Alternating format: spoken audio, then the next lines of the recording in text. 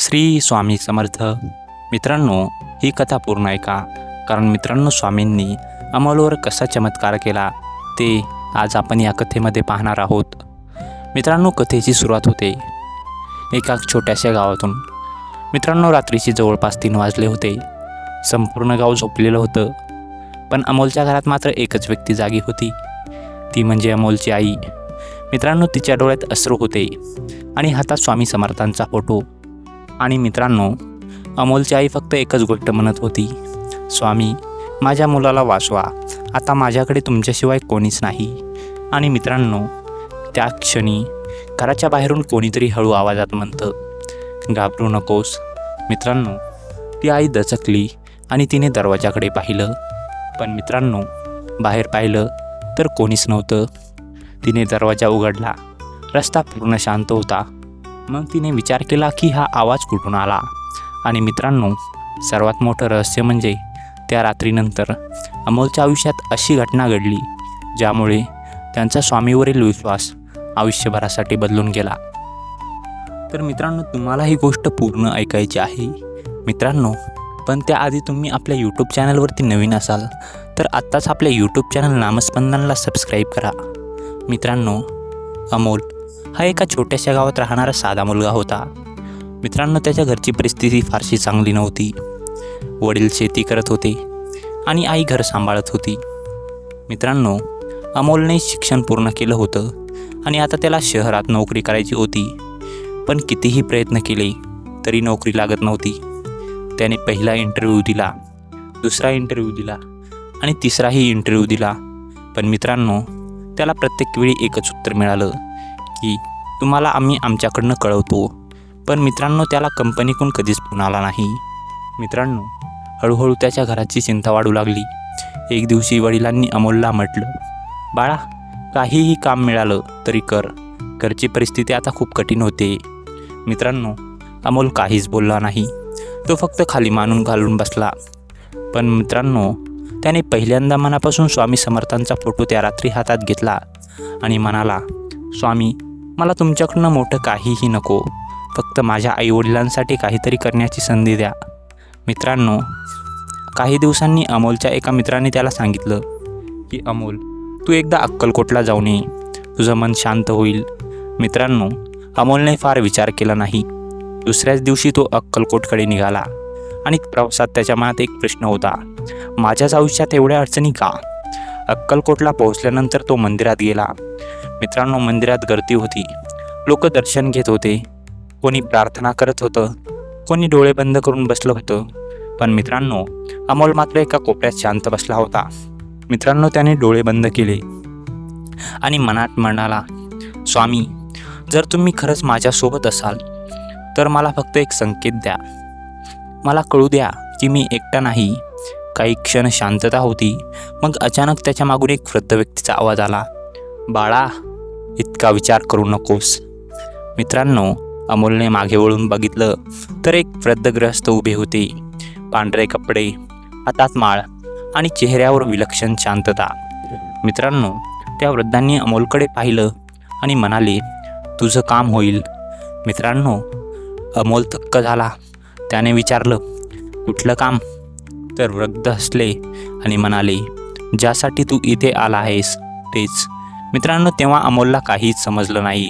त्याने पुन्हा मागे पाहिलं, पण काही सेकंदातच ते वृद्ध कुठेच दिसत नव्हते. मित्रांनो, आता परतल्यानंतरची रात्र. मित्रांनो, अमोल घरी परतला. त्याने ही घटना आईला सांगितली आणि शांतपणे ऐकलं.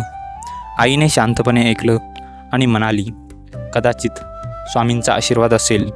मित्रांनो, अमोल हसला, पण त्याच्या मनात तो वृद्ध सतत फिरत होता. त्या रात्री तो झोपायला गेला. मित्रांनो, रात्रीचे जवळपास 3 वाजले होते. अचानक अमोलला जाग आली. घरात पूर्ण शांतता होती, पण बाहेरून कोणीतरी दरवाजावर हलकासा आवाज केला, ठक ठक. मित्रांनो, अमोल उठला. त्याने आईवडिलांकडे पाहिलं. सगळे झोपले होते. मित्रांनो, थोड्या वेळात पुन्हा तोच आवाज, ठक ठक. मित्रांनो, आता अमोल हळूच दरवाजाजवळ गेला. कोण आहे? उत्तर काहीच आलं नाही. मित्रांनो, अमोलने दरवाजा उघडला, पण बाहेर कोणीही नव्हतं. पण दारासमोर एक छोटीशी कागदाची घडी पडलेली होती. अमोलने ती उचलली आणि कागदावर फक्त 4 शब्द लिहिले होते की उद्या पुन्हा प्रयत्न कर. मित्रांनो, अमोल काही क्षण त्या कागदाकडे पाहत राहिला आणि त्याला हे कोणी ठेवलं हे काहीच समजत नव्हतं. मित्रांनो, आता दुसऱ्या दिवशी सकाळी अमोलला एका कंपनीतून इंटरव्ह्यू कॉल आला. त्याचा हा आधीचा अर्ज होता. त्याने विचार केला की आपण किती वेळा प्रयत्न करायचा. पण मित्रांनो, काल रात्रीचा कागद त्याच्या डोळ्यासमोर आला की उद्या पुन्हा प्रयत्न कर. मित्रांनो, अमोलने त्या दिवशी इंटरव्ह्यू द्यायचं ठरवलं. तो इंटरव्ह्यूला गेला. मित्रांनो, इंटरव्ह्यू कठीण होता. पहिल्या काही प्रश्नांची उत्तरं त्याला नीट देता आली नाहीत. त्याला वाटलं की पुन्हा आता नाही जमणार. पण शेवटी इंटरव्ह्यूवरने एक प्रश्न विचारला, तुम्हाला ही नोकरी का हवी आहे? मित्रांनो, त्यावेळी अमोल काही सेकंद शांत राहिला. मग म्हटला, मला ही नोकरी माझ्यासाठी नाही, माझ्या आईवडिलांसाठी. मला माझ्या घराची परिस्थिती बदलायची आहे. मित्रांनो, इंटरव्ह्यू संपला आणि तो बाहेर आला. त्याला वाटलं यावेळीही नाही. पण मित्रांनो, संध्याकाळी त्याचा फोन वाजला आणि समोरून आवाज आला, कॉंग्रॅच्युलेशन्स, यू आर सिलेक्टेड. मित्रांनो, अमोल काही सेकंद काहीच बोलू शकला नाही. त्याच्या डोळ्यात अश्रू आले. त्याने फोन ठेवला आणि लगेच स्वामींच्या फोटोसमोर जाऊन बसला. अमोलने आईला ती कागदाची घडी दाखवली. आईने हातात कागद घेतला आणि काही क्षण त्याची आई त्याच्याकडे पाहत राहिली आणि मग अचानक तिच्या चेहऱ्यावर वेगळेच भाव आले. ती म्हणाली, अमोल, तू हा कागद कुठून आणलास? दारासमोर सापडला? आई काहीच बोलली नाही. ती घरात गेली आणि काही वेळाने एक जुना फोटो घेऊन परत आली. अमोलने फोटो पाहिला आणि त्याच्या अंगावर अक्षरशः काटा आला. कारण मित्रांनो, फोटोमध्ये त्यांच्या वडिलांसोबत एक वृद्ध व्यक्ती उभी होती. तोच चेहरा, तीच पांढरी वस्त्रे आणि तो शांत चेहरा, म्हणजेच अमोलला अक्कलकोटमध्ये भेटलेला वृद्ध. मित्रांनो, अमोलने घाबरून विचारलं, आई, हे कोण आहेत ग?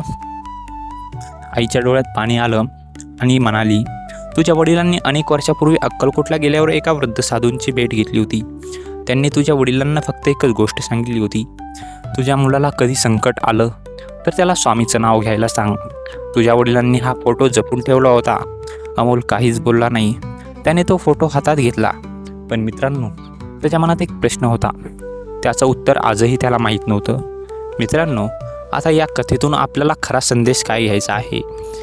मित्रांनो, काही वर्षांनी अमोलची परिस्थिती पूर्णपणे बदलली. त्याने स्वतःचं घर घेतलं, आईवडिलांची काळजी घेतली.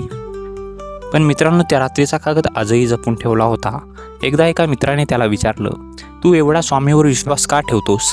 अमोल हसला आणि म्हणाला, कारण स्वामींनी माझ्यासाठी चमत्कार केला म्हणून नाही, तर जेव्हा मला वाटलं की मी संपलोय, तेव्हा माझ्या मनात पुन्हा एकदा प्रयत्न करण्याची ताकद निर्माण झाली. कदाचित त्या कागदामागे एखादा साधा माणूस असेल, कदाचित योगायोग असेल, कदाचित अमोलच्या मनानेच त्याला पुढे जाण्याची प्रेरणा दिली असेल. आपण याचं उत्तर निश्चित देऊ शकत नाही. पण भक्तीची एक सुंदर गोष्ट आहे, कधीकधी देव आपली समस्या थेट सोडवत नाहीत, ती समस्या सोडवण्याची ताकद आपल्या मनात निर्माण करतात.